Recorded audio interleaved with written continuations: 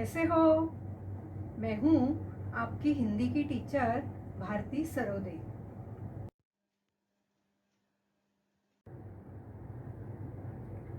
नमस्ते बच्चों। कोविड-19 के इस मुश्किल दौर ने हमें अपने घरों में रहकर अपना कार्य करने के लिए मजबूर कर दिया है, लेकिन बृहन्मुंबई महानगर पालिका ने आपके लिए इस चैनल के द्वारा पढ़ने का अवसर दिया है। इस चैनल द्वारा आपके लिए वीडियो बनाए जाते हैं जिसमें आपका पाठ, उसका शीर्षक तथा उसके नीचे दिए गए स्वाध्याय सभी दिखाई देंगे, जो आप घर बैठकर ही अपना अध्ययन पूरा कर सकोगे। तो चलिए आज हम एक नए पाठ की ओर जाते हैं। बृहन्मुंबई महानगरपालिका शिक्षण विभाग वर्चुअल ट्रेनिंग सेंटर द्वारा मैं भारती सरोदे आपका स्वागत करती हूँ। नमस्ते प्यारे बच्चों, आज हम हिंदी सुलभ भारती 5वीं कक्षा का अभ्यास करेंगे। आज हम तीसरा पाठ भाई भाई का प्रेम पढ़ेंगे और समझेंगे। पढ़ो और समझो। पाठ तीसरा, भाई भाई का प्रेम। मनोहरपुर नामक एक सुंदर गांव था। गांव की मिट्टी बहुत उपजाऊ थी, अतः गांव के अधिकांश लोग खेती किया करते थे। इसी मनोहरपुर में दो भाई रहते थे। दोनों किसान थे। उनके घर अलग अलग थे, पर दोनों में बड़ा प्रेम था। दोनों भाई हमेशा एक दूसरे की भलाई की बात सोचा करते थे। इस वर्ष पूरे गांव में फसल अच्छी हुई थी। कटाई हो चुकी थी। खलिहान में सबके अनाज के ढेर लगे थे। एक दिन रात में बड़ा भाई लेटे लेटे सोचने लगा, मेरे दो बच्चे हैं, वे गृहस्थी में मेरी कुछ न कुछ मदद करते ही हैं। मेरे छोटे भाई के बाल बच्चे नहीं हैं, उसे सारा काम अकेले ही संभालना पड़ता है, इसलिए मुझे उसकी सहायता करनी चाहिए। यह सोचकर वह उठा और खलिहान में गया। खलिहान में अपने अनाज के ढेर से उसने 10 गठरी अनाज बांधा। उनमें से एक गठरी सिर पर रखकर छोटे भाई के ढेर की ओर बढ़ा। ठीक उसी समय छोटा भाई भी अपने घर में बैठा सोच रहा था, मैं जवान हूँ, जितना चाहे उतना काम कर सकता हूँ, जहाँ चाहूँ जा सकता हूँ। किसी कारणवश यदि खेती में फायदा नहीं हुआ तो कोई दूसरा काम कर लूंगा। मेरा खर्च कम है, लेकिन मेरे बड़े भैया तो बाल बच्चे वाले हैं। घर गृहस्थी के खर्च अधिक है, इसलिए मुझे उनकी सहायता करनी चाहिए। वह भी उठा और खलिहान में गया। खलिहान में अपने अनाज के ढेर में से उसने भी 10 गठरी अनाज बांधा। उनमें से एक गठरी सिर पर उठाकर बड़े भाई के ढेर की ओर बढ़ा। अंधेरी रात थी, हाथ को हाथ भी दिखाई न देता था। इस वातावरण में दोनों भाई धीरे धीरे एक दूसरे के अनाज के ढेर की ओर बढ़ रहे थे। अचानक वे एक दूसरे से टकरा गए। दोनों चौंक कर एक साथ बोले, कौन है? दोनों भाइयों ने एक दूसरे को देखा। उनके सिर पर अनाज की गठरियां थी। दोनों समझ गए। बड़े भाई ने कहा, छोटे, तुम्हारी मदद करने वाला कोई नहीं है। खेती का सारा काम तुम्हें अकेले संभालना पड़ता है। मैंने सोचा कि तुम्हारे पास अनाज अधिक होगा, तो अधिक दिन तक घर चलेगा। इसलिए मैं खलिहान से अनाज तुम्हारे ढेर में डालने जा रहा था। भैया, आप बाल बच्चे वाले हैं, आपके खर्च अधिक है, आपको अधिक मात्रा में अनाज की आवश्यकता होती है। इसलिए मैं खलिहान से अनाज आपके ढेर में डालने जा रहा था। अपनी बात कहते सुनते दोनों भाइयों की आंखें भर आई। दोनों रोते हुए एक दूसरे के गले लग गए। दोनों भाइयों के प्रेम की यह कहानी आज भी लोग भाव विभोर होकर सुनते सुनाते हैं। देखो बच्चों, कहानी में गांव का नाम क्या था? मनोहरपुर था। गांव की मिट्टी बहुत ही उपजाऊ थी। उपजाऊ इसका मतलब सुपीक, ऐसी जमीन, ऐसी मिट्टी जिसमें कोई भी धान, कोई भी पेड़ लगाओ तो बहुत सारे फल फूल मिलते हैं। तो मिट्टी उपजाऊ होने के कारण गांव के अधिकांश लोग क्या करते थे? खेती करते थे। अधिकांश यानी ज्यादातर लोग क्या करते थे? खेती करते थे। कौन सा व्यवसाय करते थे? खेती का। उसी गांव में दो भाई थे, एक बड़ा भाई, एक छोटा भाई। दोनों भाई भी खेती करते थे। खेती करने वाले को किसान कहा जाता है। दोनों भाई थे, लेकिन दोनों भी अलग अलग घर में रहते थे। अलग अलग यानी दूसरे घर में रहते थे।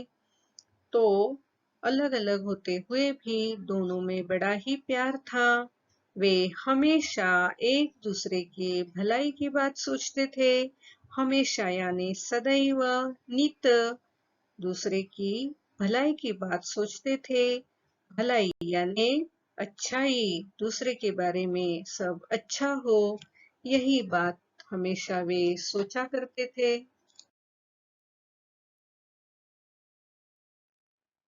इस वर्ष पूरे गांव में फसल अच्छी हुई थी। फसल यानी धान जो खेत में बना हुआ था, बहुत ही अच्छा बना हुआ था, अच्छा उपज आया था। तो इस फसल की कटाई हो चुकी थी। जो फसल होती है वह पक जाने के बाद उसकी कटाई की जाती है।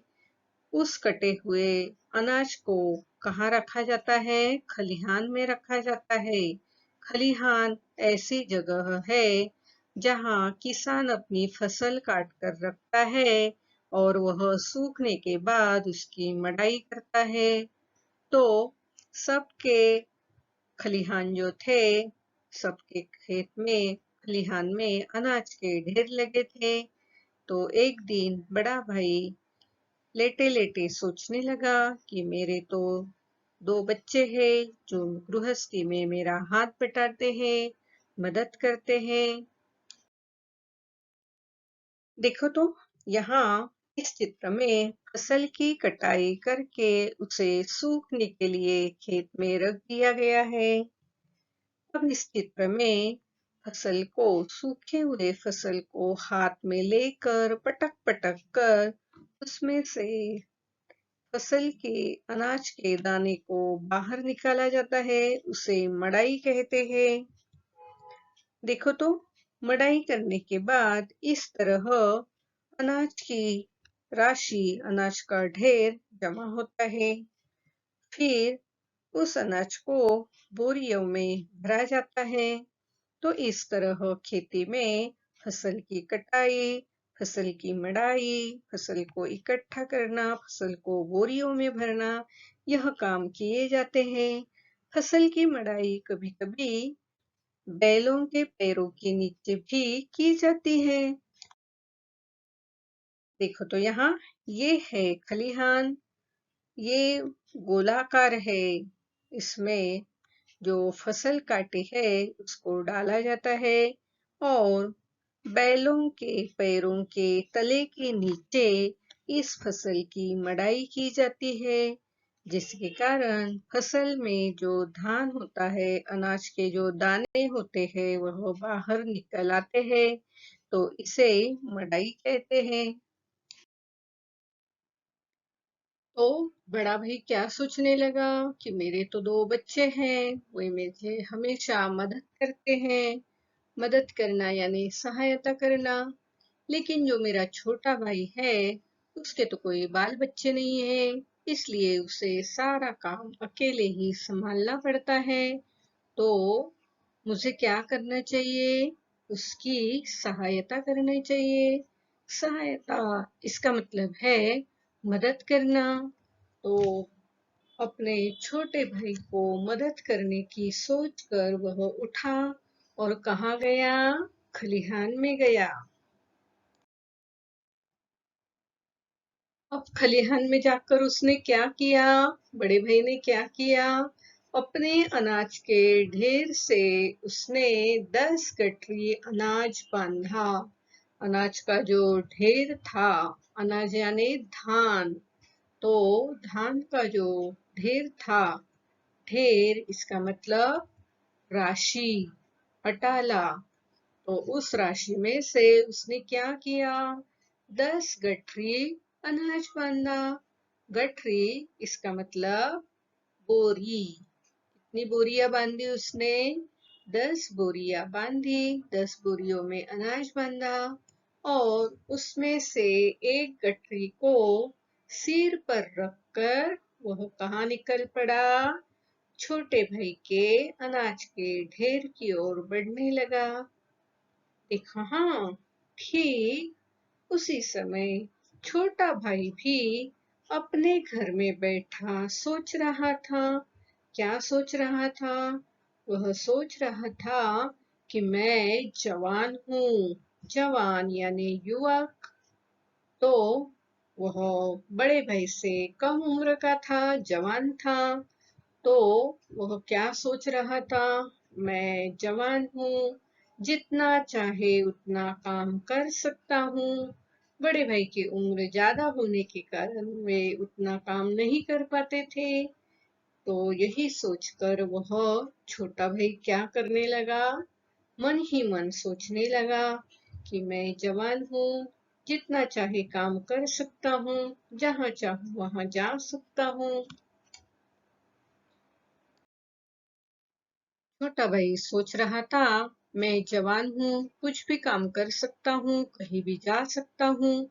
यदि किसी कारणवश इसका मतलब कारण, अगर खेती में फायदा नहीं हुआ, फायदा यानी नफा नहीं हुआ, तो मैं कोई दूसरा भी काम करके अपना घर खर्चा चला सकता हूँ।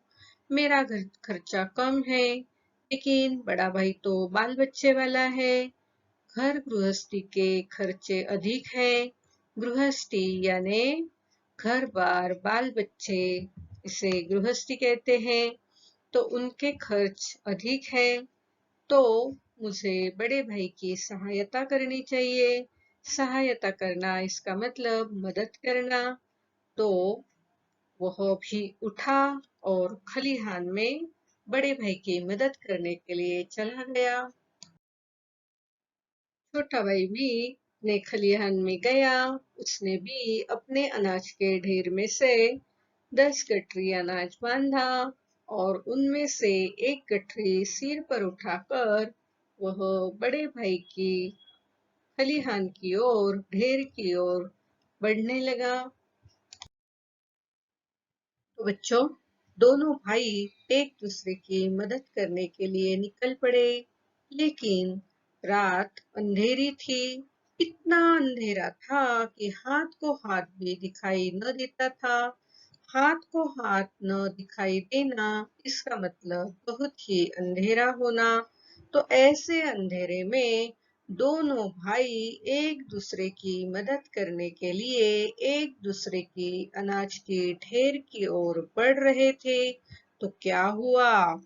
अचानक दोनों एक दूसरे से टकरा गए और दोनों चौंक कर बोले, कौन है? चौंक कर बोलना यानी अचरज से बोलना। तो दोनों ने क्या पूछा, कौन है? देखो तो, इस चित्र में दोनों भाई अपने सिर पर अनाज की गठरी लेकर एक दूसरे की खलियान की ओर निकल पड़े हैं। दोनों भाई एक दूसरे से टकरा कर क्या बोले, कौन है? तो दोनों को समझ में आ गया। क्या समझ में आ गया? क्योंकि दोनों के सिर पर अनाज की गठरियां थी। तो दोनों क्या समझ गए, जैसा मैं सोच रहा हूँ बड़े भाई की मदद करूँ, उसी तरह बड़ा भाई भी मेरी मदद करने के लिए अनाज की गठरी लेके आया है। यह बात दोनों के समझ में आ गई। बड़े भाई ने कहा, छोटे, तुम्हारी मदद करने वाला कोई नहीं है। खेती का सारा काम तुम्हें अकेले संभालना पड़ता है। मैंने सोचा कि तुम्हारे पास अधिक अनाज होगा तो अच्छा होगा। तो एक दूसरे की मदद करने की दोनों भाइयों की जो आदत थी, वह सामने आ गई। तो देखो, एक दूसरे से टकराने के बाद क्या कहा, अगर तुम्हारे घर में अधिक अनाज होगा तो अधिक दिन तुम्हारा घर चलेगा। इसलिए मैं अपने खलिहान से तुम्हारे अनाज के ढेर में अनाज डालने जा रहा था। तो छोटा भैया क्या बोला, भैया, आप बाल बच्चे वाले हैं, आपके खर्च अधिक है, आपको अधिक मात्रा में अनाज की आवश्यकता होगी। अधिक मात्रा में यानी ज्यादा। ज्यादा खाने वाले हो तो अनाज भी ज्यादा लगता है। तो अधिक मात्रा में अनाज की आवश्यकता किसको होगी? जिसे बाल बच्चे हैं, बड़े भैया को बाल बच्चे हैं तो उनको अनाज भी अधिक मात्रा में लगेगा। यह बात छोटा बड़े भैया से कह रहा था। तो इसलिए मैं खलिहान से अनाज आपके ढेर में डालने जा रहा था। यह बात छोटे भाई ने बड़े भाई को बता दी। दोनों भाई अपनी बात एक दूसरे को कहते रहे, सुनते रहे। तो दोनों का आपस में प्रेम देखकर, प्यार देखकर दोनों के भी आंखें भर आई। आंखें भर आना यानी आंखों में पानी आना, आंसू आ जाना। तो दोनों भी रोते हुए एक दूसरे के गले लग गए। इतना दोनों में प्यार था कि दोनों भी एक दूसरे की मदद करना चाहते थे। तो ऐसे दो भाइयों के प्रेम की यह जो कहानी है, लोग आज भी भाव विभोर होकर सुनते हैं, सुनाते हैं। भाव विभोर होकर सुनना, इसका मतलब मन लगाकर ध्यान से सुनना। तो लोग क्या करते हैं, यह कहानी, ये दो भाइयों के प्रेम की कहानी आज भी भाव विभोर होकर एक दूसरे को सुनाते हैं। देखो बच्चों, दोनों भाई एक दूसरे से टकराने के बाद, एक दूसरे की मन की बात जानने के बाद उनको समझ में आ गया कि भाई भाई से कितने प्यार करते हैं। तो दोनों की आंखें भर आई। उन्होंने क्या किया, एक दूसरे को गले लगाया। पढ़ो और समझो। अधोरेखित शब्दों को ध्यान से देखो। प्रेम, सब प्रेम। प्रेम से पहले स को जोड़ा है। प्रेम, प्रेम भरा। प्रेम इस शब्द के बाद भरा इस शब्द को जोड़ा है। दिन, प्रतिदिन। पहले प्रति इस अक्षरों को जोड़ा गया है। दिन, दैनिक। इसमें इक इन अक्षरों को जोड़ा गया है। ज्ञान, विज्ञान। ज्ञान शब्द से पहले वी को जोड़ा है।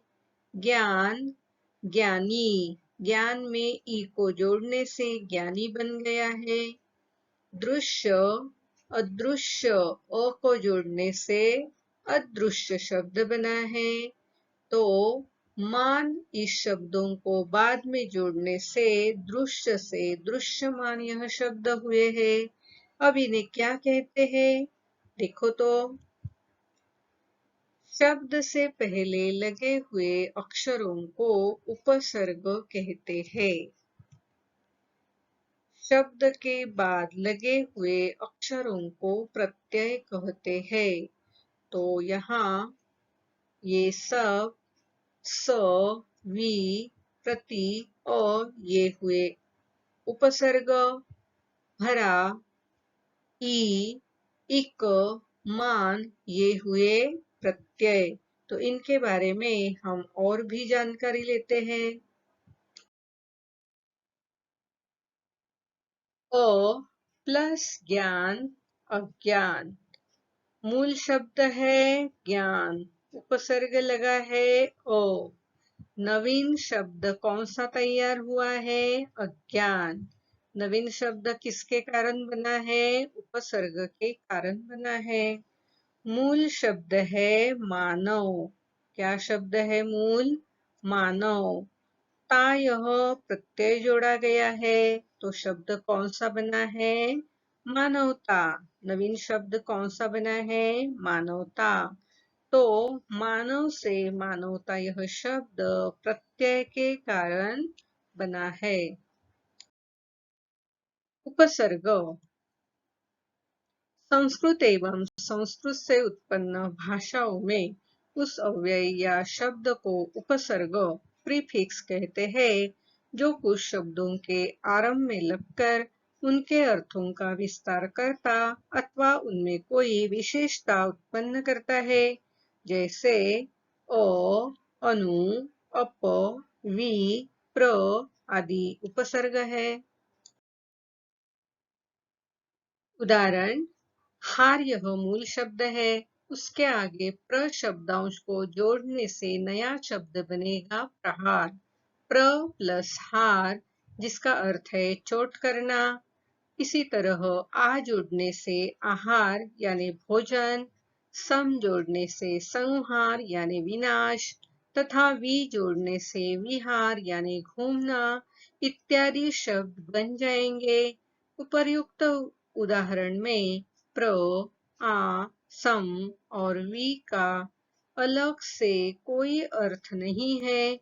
हार शब्द के आगे में जुड़ने से उसके अर्थ में इन्होंने परिवर्तन कर दिया है। प्र प्लस हार, प्रहार, इसका मतलब चोट करना। आ प्लस हार, आहार, भोजन। सम हार, संहार, नाश। विहार, विहार, मनोरंजनार्थ यत्र तत्र घूमना। परिहार, परिहार, अनादर, तिरस्कार। उपहार, उपहार, सौगात। उत्हार, उद्धार, मोक्ष, मुक्ति। प्र, परा, अप, सम, अनु, अव, नीस, नीर। दुस, दुर, वि, आ, नी, अधि, अपि, अति, सु, उत, उद, अभि, प्रति, परि तथा उप इस तरह के कई उपसर्ग होते हैं। उपसर्ग मूल शब्द के पहले लगते हैं। प्रत्यय, वे प्रत्यय जो धातु में जोड़े जाते हैं कृत प्रत्यय कहलाते हैं। कृत प्रत्यय से बने शब्द कृदंत, कृत प्लस अंत शब्द कहलाते हैं। जैसे लेख प्लस अक, लेखक। यहाँ अक कृत यह प्रत्यय है तथा लेखक यह कृदंत शब्द बना है। अक, लेख, पाठ, क्रू, गई। लेखक, पाठक, कारक, गायक। अन्न, पाल, सह, ने, चर। पालन, सहन, नयन, चरण। आई, लड़, सिल, पढ़, चढ़। लड़ाई, सिलाई, पढ़ाई, चढ़ाई। आन, उड़, मिल, दौड़। उड़ान, मिलान, दौड़ान। ना, पढ़, लिख, बेल, गा। पढ़ना, लिखना, बेलना, गाना। तो बच्चों, आपके समझ में एक बात तो आ गई होगी कि ये जो लाल अक्षरों में है ये सारे प्रत्यय है, ये मूल शब्द है। उनमें प्रत्यय जोड़कर इस तरह नए शब्द यहाँ बन गए हैं। तो इस तरह के प्रत्ययों को आप जरूर ध्यान में रखना और पाठ्य पुस्तक में कौन से शब्द में ऐसे प्रत्यय लगे हैं उन्हें चुनकर अपनी कॉपी में जरूर लिखना। प्रश्न पहला, प्रश्नों के उत्तर लिखो। 1. गांव की मिट्टी कैसी थी? उत्तर, गांव की मिट्टी बहुत उपजाऊ थी। 2. दोनों भाई हमेशा क्या सोचा करते थे? उत्तर, दोनों भाई हमेशा एक दूसरे की भलाई की बात सोचा करते थे।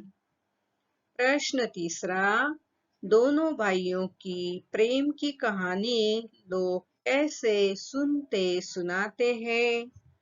उत्तर, दोनों भाइयों की प्रेम की कहानी लोग आज भी भाव विभोर होकर सुनते सुनाते हैं।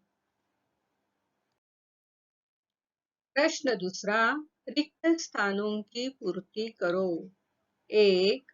गांव के डैश लोग खेती किया करते थे। 2.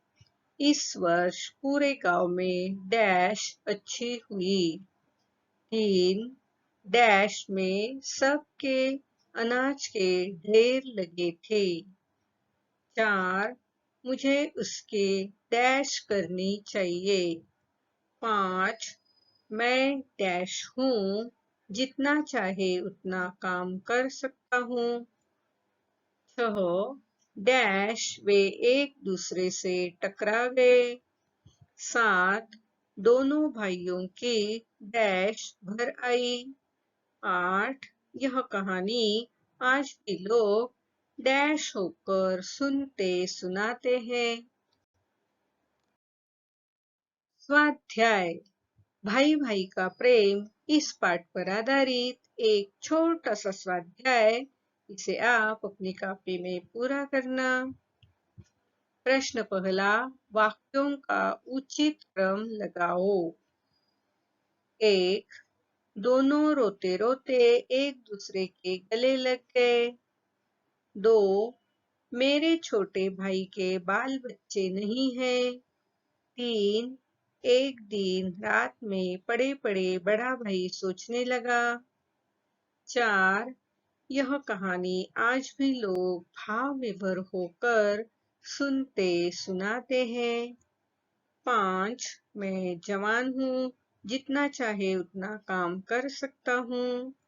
6. अचानक वे एक दूसरे से टकरा गए।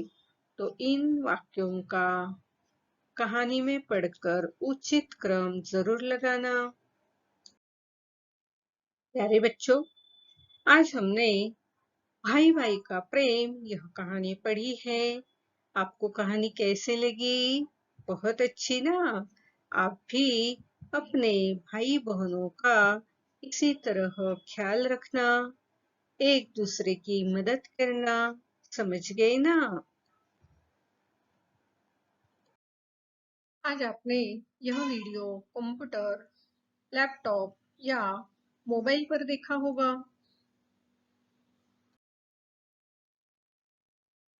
वीडियो के अंत में इस तरह का एरो दिखाई देगा। इस एरो को आपको क्लिक करना है। एरो को क्लिक करते ही आपके सामने डिस्क्रिप्शन बॉक्स खुल जाएगा। इसमें आपकी कक्षा, विषय, घटक तथा टीचर का नाम दिया हुआ है और उसके नीचे जो वीडियो आपने देखा है उस पर आधारित कुछ प्रश्न दिए होंगे, जिसके उत्तर आपको अपनी कॉपी में लिखना है। और हाँ, यहाँ आपके लिए एक लिंक दी हुई है। इस लिंक को आपको क्लिक करना है। इस लिंक को क्लिक करते ही आपके सामने गूगल फॉर्म खुल जाएगा। इस तरह गूगल फॉर्म जो सर्वे या फीडबैक फॉर्म है आपके सामने खुल जाएगा। इस फॉर्म को भर देना और हाँ, अंत में इस फॉर्म के सबमिट का जो बटन है उसे क्लिक करना।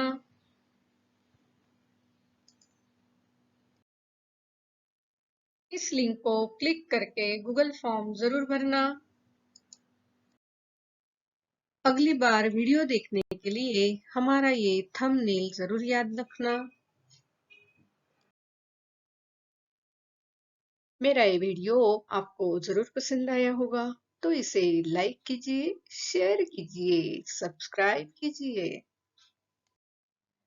मेरा ये वीडियो ध्यान से देखने के लिए आप सभी को बहुत बहुत धन्यवाद।